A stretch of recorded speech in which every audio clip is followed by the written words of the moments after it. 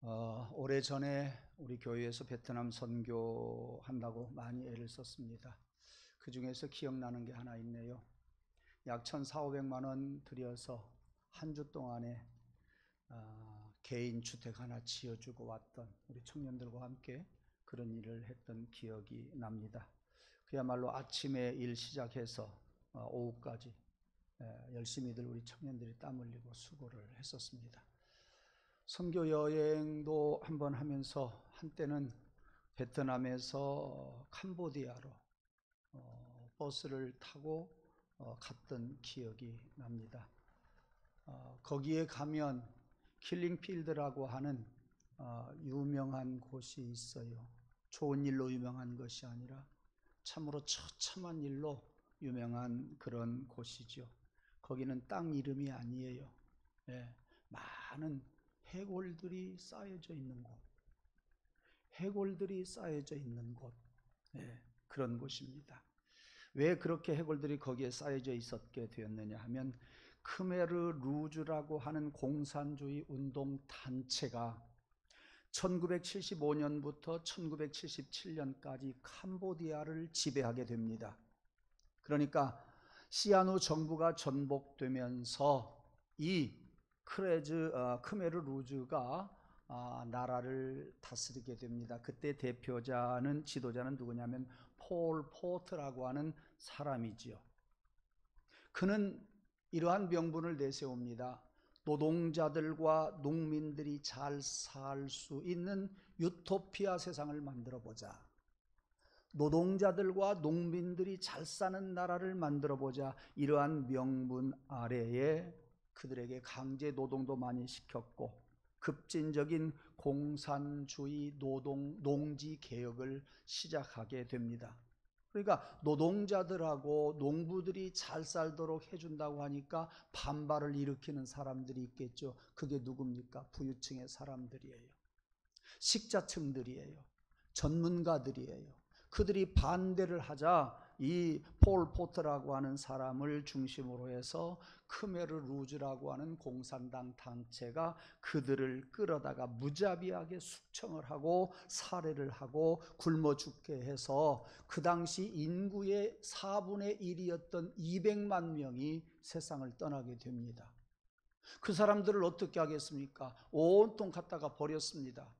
그게 바로 킬링 필드라고 하는 그러한 것이지요. 대단히 비참한 일입니다. 20세기에 절대 일어나서는 안 될 가장 최악의 사건 중에 하나다, 이렇게들 평가를 하고 있습니다. 이들의 만행을 담아서 만들어 온 영화가 바로 킬링 필드입니다. 이후에 여러 가지 이들이 정권을 장악하고 또 많은 이념과 또 정치적인 문제로 여기저기에서 문제가 일어나고 엎어졌다 뒤집었다 하면서 캄보디아는 내전에 휩싸이게 되었고, 그리고 가난과 혼란이 계속되게 되었습니다. 그러니까 혼란과 가난을 계속해서 대물림하게 되었어요. 그래서 지금까지 캄보디아가 못 사는 나라가 된 거예요. 캄보디아는요, 베트남의 정치와 경제를 모방해서 한번 잘 살아보려고 무척 노력하는 나라요. 그런데 우리가 생각할 때 베트남은 어떤 나라입니까?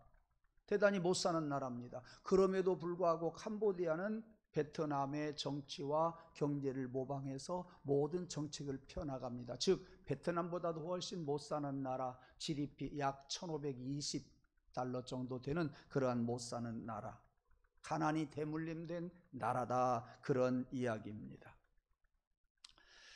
그런 나라에 가서 복음을 전하던 황종철 선교사가 캄보디아를 가서 보니까 말이 아니에요. 부모들이 자식들을 교육 하나 시키려고 하지 않아요. 아니, 못 시키는 거예요. 먹고 사는데 거기에 급급해서 말입니다. 교육이 없기 때문에, 그들은 교육에 관심이 없었기 때문에 빈곤층은 자꾸만 늘어나는 거예요. 식수를 구하기 위해서 그들이 어떻게 하느냐, 4km를 걸어가서 식수를 떠가지고 와서 먹는 그 식수는 너무나도 식수로 사용할 수 없는 물이지만 어쩔 수 없이 그 식수를 먹어야만이 했습니다. 그는 가난한 동네로 찾아가서 복음을 전하리라, 가난한 동네 가서 도와주리라 하고 가장 못 사는 마을로 찾아갔는데 그 마을의 이름이 뭐냐면 츠띠일이라고 하는 마을이었어요. 그들은 그렇게 먼 곳에 가서 물을 길러다가 마시지만 그 물이 너무나도 안 좋았어요. 그렇기 때문에 그러한 물은요 많은 전염병을 낳게 되었고, 그리고 신생아들이 오래 살지 못하고 세상을 떠나는 그러한 비참한 마을이었습니다. 그는 거기에 가서 무슨 일을 했느냐면 우물을 팝시다, 교육을 시작했습니다. 우물을 파자고 교육하고 또 문자도 교육시켜주고 기초 보건 교육도 시켜주고 그리고 복음도 전하고 농사 짓는 방법을 가르쳐 주었습니다. 가장 못 살던 츠띠일이라고 하는 이 마을이 이 황선교사를 통해서 차츰차츰 잘 사는 나라가 되니까 주변에 있는 6개 마을이 이 츠띠일이라고 하는 마을을 본받아서 황선교사 도움을 받아서 이제 교육을 합니다. 농사 짓는 법을 또 그들도 배웁니다. 그러면서 황선교사는 그의 가장 큰 목적, 그렇게 교육을 시키면서 복음을 전하게 되었습니다. 그래서 그 6마을도 잘 살게 되었고 40% 7마을이 예수를 믿는 기적을 낳게 되었습니다.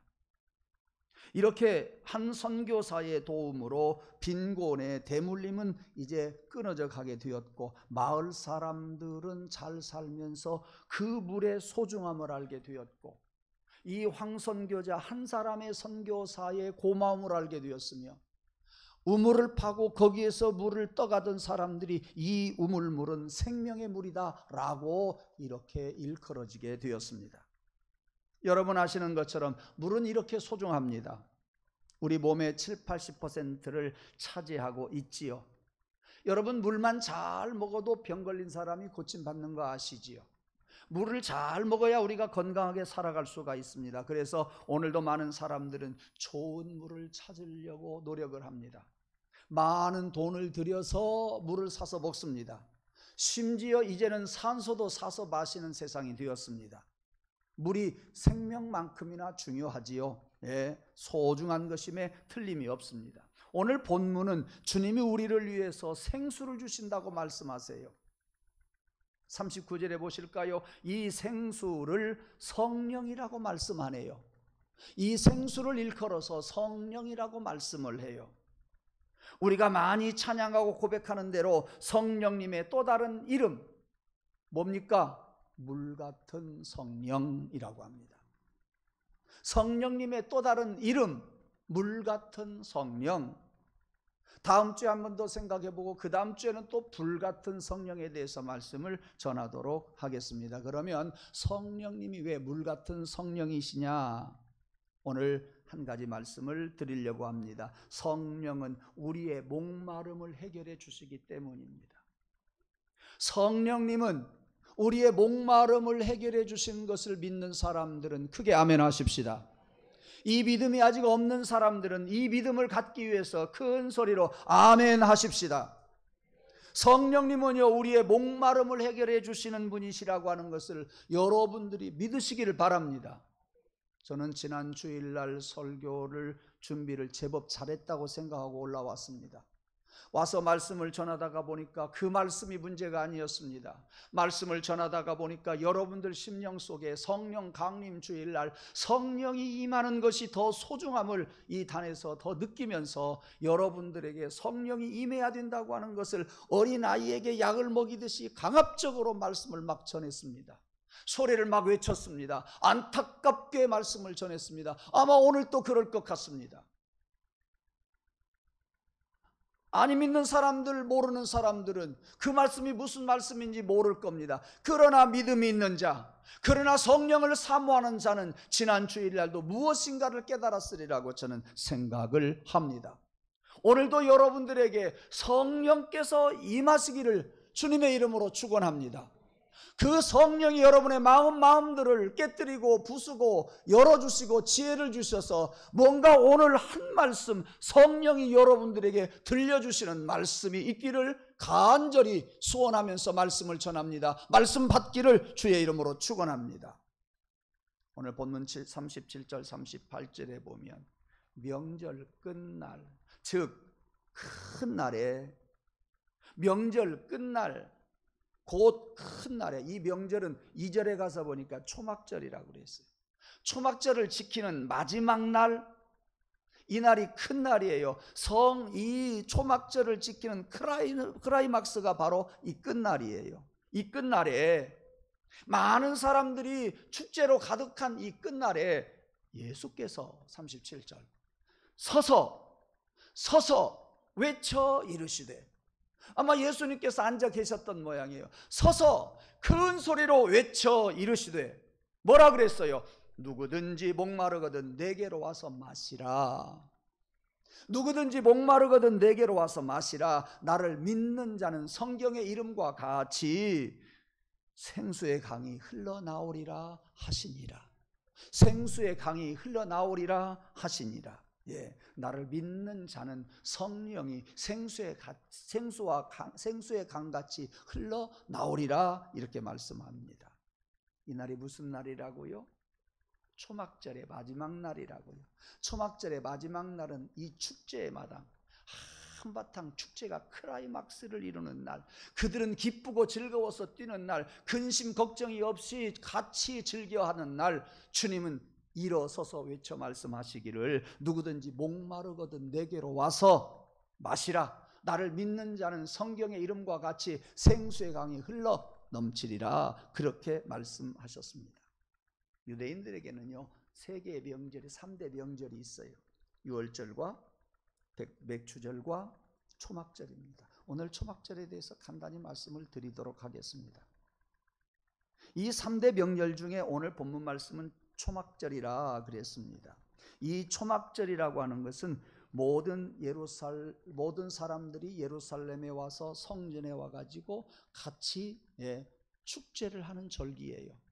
유월절도 마찬가지고요, 맥추절도 마찬가지예요. 이 3대 절기 때는 12세 이상 된 남자들, 유대인들뿐만 아니라 이방인들도 와요. 다른 나라 사람들도 와요. 와서 축제를 함께 즐기는 절기예요. 예, 일주일 동안을 그곳에서 축제를 하는데 마지막 날이라 그랬어요. 이 초막절의 의미는 뭐냐? 첫 번째, 이스라엘 백성들, 그의 조상들이 애굽에서 나와가지고 40년 동안 광야 생활하면서 초막을 짓고 살았거든요. 그것을 잊어버리지 말자 그 말이에요. 그 은혜를 잊어버리지 말고 기억하고 하나님 은혜에 감사하자. 이것이 초막절이에요. 광야 생활 속에서 어려움과 고통을 잘 이겨낼 수 있었으면 우리의 힘이 아니라 하나님의 은혜였다는 것을 잊지 말자는 거예요. 겸손하게 하나님의 은혜를 생각하자고 하는 절기가 초막절이요. 두 번째는 그 어려운 고난의 기억은 이스라엘 사람들에게 감사의 절기가 되었어요. 왠지 아세요? 그들이 이제 가나안 복지에 와서 밀을 추수합니다. 여름에 많이 가꾸었던 포도도 추수합니다. 올리브도 추수하고요, 대추 야자도 추수를 해요. 추수를 하고 곡간에 저장을 해놓고 지키는 절기가 초막절. 오늘날 우리들이 말하는 것은 추수감사절이에요. 여러분, 곡간에다가 이런 많은 곡식들을 쟁여놓고 이들이 초막절을 지키기 위해서 예루살렘 성전에 왔어요. 한 주간 지키면서 마지막 날 축제의 피크예요. 절정을 이루는 그날, 무슨 걱정이 있겠어요? 곡간에 많은 곡식들이 있지요. 포도도 생산해 놓았지요. 대추 야자도 갖다 집어넣어 놨지요. 근심 걱정 없이 기쁘게 뛰놀고 축제를 즐기는 그들에게 주님은 하시는 말씀이었어요. 목마르거든 내게로 와서 마셔라. 이게 들리는 말일까요? 그런 축제 마당에서 내게로 와서 물 마셔라. 그 사람들이 지금 무슨 목마른 것을 느낄 수 있겠어요? 느끼지 못했을 거예요. 그런데 주님은 목마르거든 내게로 와서 마셔라 이렇게 말씀하셨어요. 거기에는 분명한 뜻이 있다 그 말이에요. 이렇게 초막절은요, 많은 곡식들을 저장해 놓고 지키는 절기, 수장절이라고도 합니다. 저는 예배 시작하기 전에요, 종 3번 치는 거. 옛날에 우리 한국교회가 종 3번 쳤어요. 왜 3번 쳤을까요? 성부, 성자, 성령의 이름으로 예배 시작합니다. 그렇게 했어요. 그리고 끝날 때는 몇 번 쳐요? 예? 여러분 잘 모르죠? 한 번만 쳐요. 이 금방 한 번 칠 때는 내가 세게 치려고 쳤는데 이 종소리가 한계가 있네요. 더 이상 크게 소리가 안 나요. 네. 그리고 예배를 딱 마쳤어요. 근데 예배는요, 지금부터 예배 시작합니다, 묵상 기도합니다, 그렇게 시작되는 거 아니에요. 네. 우리는 임예성으로 시작해요. 예배는요, 그 시간부터 시작되는 것이 아니라 하루 24시간, 1년 365일 이게 다 예배요. 네. 그래서 저는 종을 안 쳐요. 성부, 성자, 성령. 모르겠어요. 다른 교회 종 치는 교회 많아요. 네. 끝날 때는 한 번. 제가 지금까지 종 몇 번 쳤을까요? 네. 졸라고 하는 분이 계셔서 내가 종을 많이 쳤어요. 네. 초막절은 이렇게 추수한 것들을 창고에 가득 채워놓고 절기는 절기예요. 그래서 수장절이라고도 말을 합니다. 3번째 초막절의 의미가 있어요. 쉽게 말씀을 드릴게요. 그들은 예루살렘에 왔고 성전에 왔어요. 거기서도 조그마한 초막을 지어요. 천막을 지어요. 제가 오래전에 자세하게 말씀을 드렸어요. 해외여행을 가더라도 호텔에다가 조그마한 초막을 짓는다 그랬어요. 만약에 그것도 안 되면 밖에서 열매라도 하나 갖다가 호텔에다가 두고, 아니면 풀이라도 조금 뜯어다 갖다 놓고 초막절을 지키는 사람들이 이스라엘 사람들이다 그랬어요. 초막을 짓고 천막을 짓는 것은 자기 집에서 와가지고 새 집을 짓는 거예요. 성전에 와가지고 새 집을 짓고 거기에 일주일 동안 머무는 거예요. 그 말은 무슨 말이냐면, 이 초막절의 의미는 우리가 새로운 집을 짓고 살 날이 온다. 그때가 언제예요? 천국 가면 우리들의 장막이 있어요. 우리가 사는 곳이 우리가 사는 나라가 천국이에요. 그것을 의미하면서 초막절에 장막을 짓고 초막을 짓고 거기다가 열매를 놓고 아니면 풀잎이라도 뜯어가 놓고 그리고 한 절기를 지키는 거예요. 그러므로 초막절은 우리의 미래를 이야기하는 겁니다. 미래를 소망하면서 드리는 절기가 초막절이에요. 그러므로 이 초막절은요, 과거의 초막에서 살던 그들의 조상, 광야에서 살던 것을 생각하면서 감사하는 절기, 열매를 거둬들이고 감사하는 추수감사절의 절기, 미래를 내다보면서 그 나라에 갈 것을 소망하면서 지키는 절기가 바로 이 초막절입니다. 네. 그러므로 초막절은 3대 절기 중에서 마지막 절기로서 이 세상의 집에서 사는 생활은 마치고 이제 새로운 세상에 가서 살 것이라고 하는 종말 사상이 들어있는 절기예요. 미래를 생각하면서 소망하고 기다리라고 하는 그러한 교훈을 주는 절기예요. 이렇게 이스라엘의 초막절은 과거와 현재와 미래의 구원을 바라보고 지키는 그런 뜻깊은 절기입니다. 이렇게 감사가 풍성한 이 절기의 마지막 날에 주님은 나를 믿는 자는 성경의 이름과 같이 그 배에서 생수의 강이 흘러나오리라. 예, 지금 추수감사절 절기이다. 생수의 강이 흘러 넘친다. 그래, 너희들 지금 축제로 한참 들떠 있는데 너희들 마음이 넉넉한데, 예수님은 갔다가 그러한 그들의 마음 속에 지금 한마디 하고 계세요. 먹고 마시는 것으로 풍부하냐? 풍성함이 어디서 온다냐? 먹고 마신다고 온다냐? 그러나 생각해 보아라. 아무리 곳간에다가 많은 것을 저장해 놓았다고 할지라도 그거 오래가지 못한다. 예수님의 말씀 속에는 지금 그 말씀이 들어있어요. 예수님은요, 그것을 지적하고 있는 거예요. 여러분, 창고에 가득가득 먹을 것을 쌓아 두었다고 해서 그게 오래 갑니까? 겨울철 지나면 없어요. 사업을 잘해가지고 몇 수십억 갑부가 되었다고 봅시다. 그것이 자녀들에게 고스란히 갑니까? 아니에요. 아무리 부자라도 3대 가기가 힘들다는 이야기가 있습니다. 예. 그러하듯이 너희가 지금 먹고 마실 것이 풍족해서 축제를 벌이고 있지만 그것은 곧 떨어지고 목마를 시절이 온다. 그 많은 것들을 너희들이 먹으려고 준비했는데 그것들이 떨어지고 목마를 때가 온다 하는 것이 예수님이 그들에게 전해주고 싶은 말씀이고, 두 번째, 그러니 너희는 먹고 마실 것을 의지하지 말아라.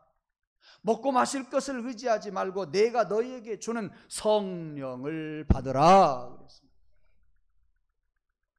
여러분, 세상이 주는 것은요 배부를 것 같아요. 세상이 주는 것이요 우리의 기가를 해결할 것 같아요. 막상 배부르고 해결된 것 같아도 보면 목마른 것이 세상이요, 보면 배고픈 것이 세상이요. 그래서 주님은 말씀하세요. 세상이 주는 것은 너희들로 배부르게 하지 못한다. 세상이 주는 물은 너희들로 기가를 해결하지 못한다. 주님이 하신 말씀이에요. 어디에서? 요한복음 3장에 보면 예수님이 사마리아 도시의 한 수가성에 들렸을 때 한 여인을 만나게 됩니다. 그 여인이 어떤 여인입니까? 남편이 5이나 있었던 여인. 지금 살고 있는 남자도 과거에는 남의 남자였어요. 예. 부끄러운 여인이에요. 여러분, 남편이 4시 5이나 있었고 지금 사는 남자도 내 남편이 아닌데 그런 정도면 벌써 그 여인의 운명, 생활이 얼마나 기구했는가 하는 것을 우리가 짐작해 볼 수 있지 않습니까? 뭔 말이에요? 이 남자하고 살아도 배고프고 저 남자하고 살아도 목마르고 이 남자하고 살아봐도 별것 없고 저 남자하고 살아봐도 별것 없었어요. 그러니 헤어지고 6번째 남자하고 지금 살고 있어요. 이 여인은요 목말랐어요. 사랑에 목말랐어요. 그런데 해결이 안 되더라. 이 여인의 이야기가 이 여인의 이야기 아니란 말이에요. 우리가 세상에서 이리 바꾸고 저리 바꾸고 이런 일하고 저런 일하고 우리의 목을 축이고 우리가 배부르려고 해도 안 된다. 그 여인이 안 됐으면 여러분도 안 돼요. 다른 사람 못했으면 여러분도 못한다니까요.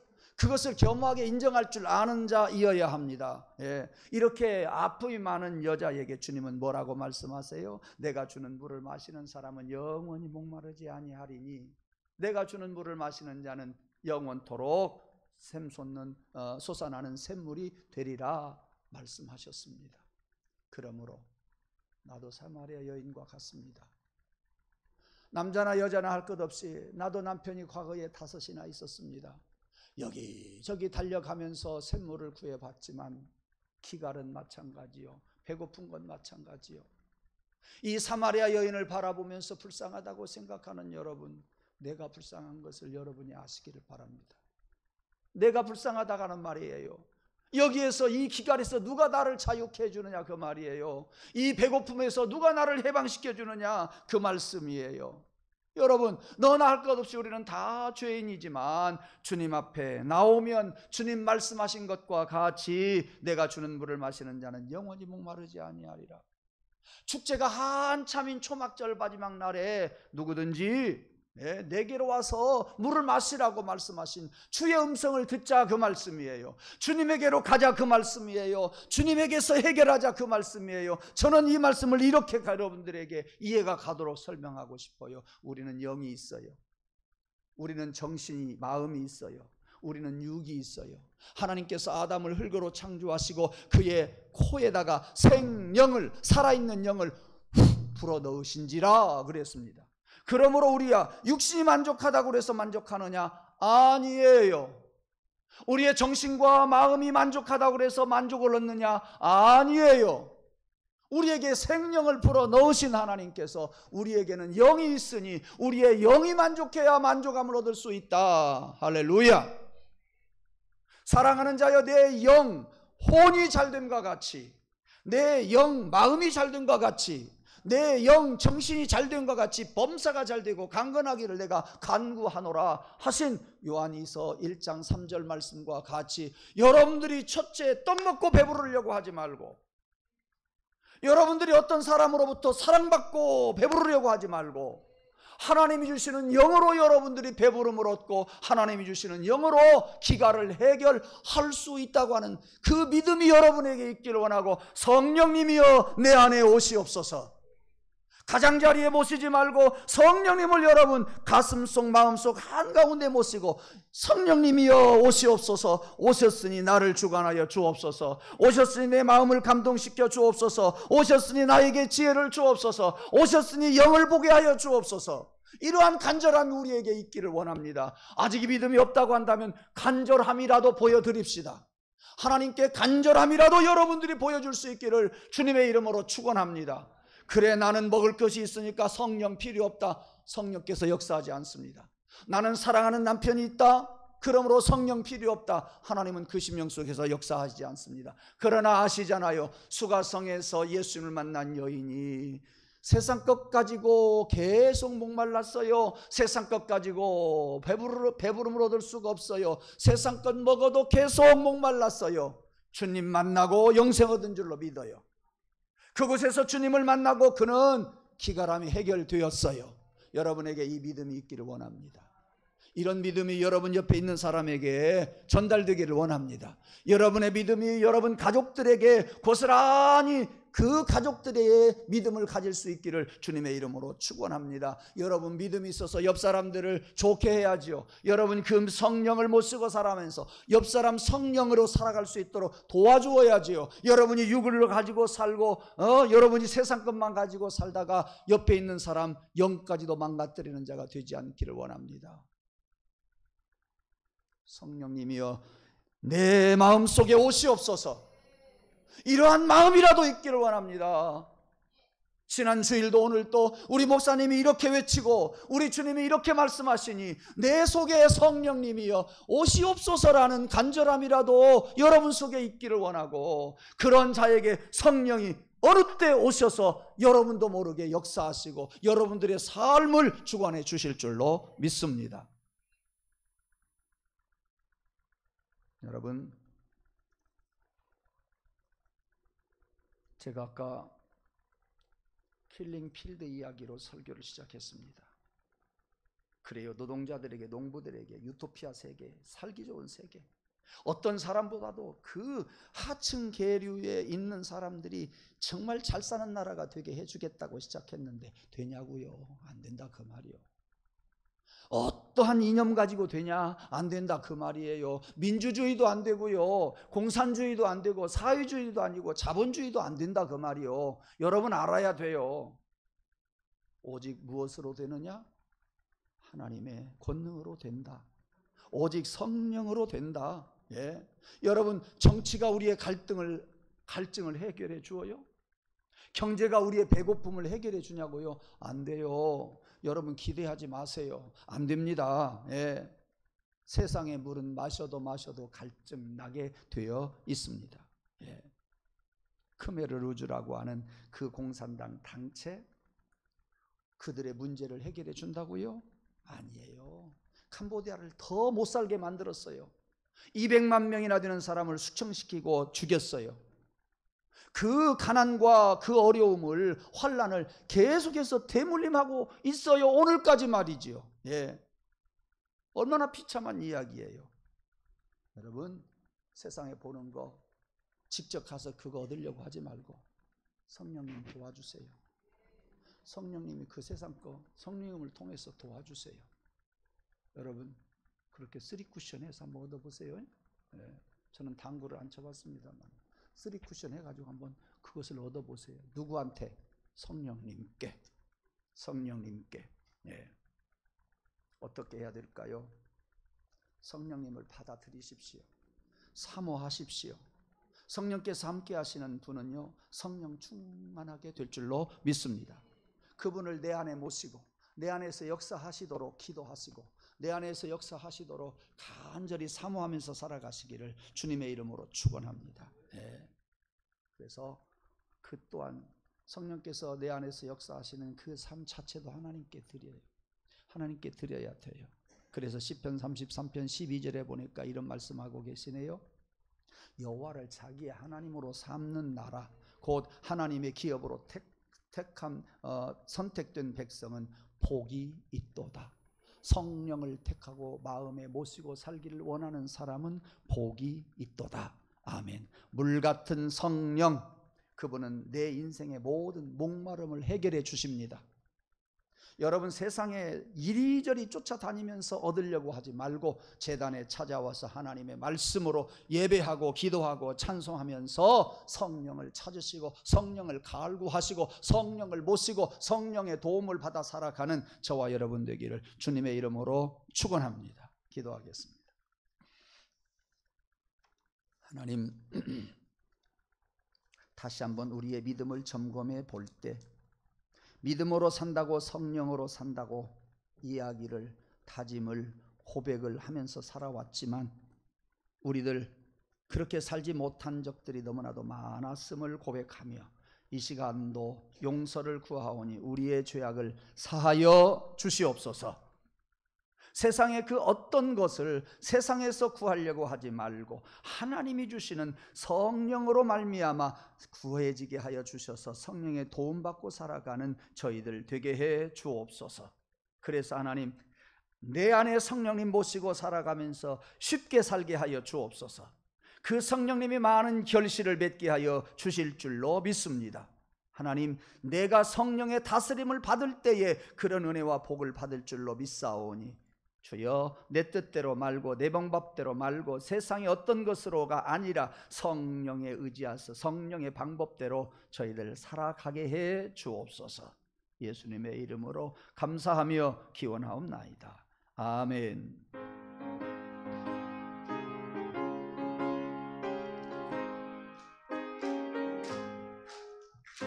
같이 흐르는 기쁨 성령 강림함이라. 정결한 밤 영원하도록 주의 거처 되겠네. 주님 주시는 참된 평화가 내 맘속에 넘치네. 주의 말씀에 거센 풍랑도 잠잠하게 되도 아멘. 나의 생명 소생케 됨은 성령이 하심이 아멘. 모든 의심 슬픔 사라져 주의 평강 넘치네. 아멘. 주님 주시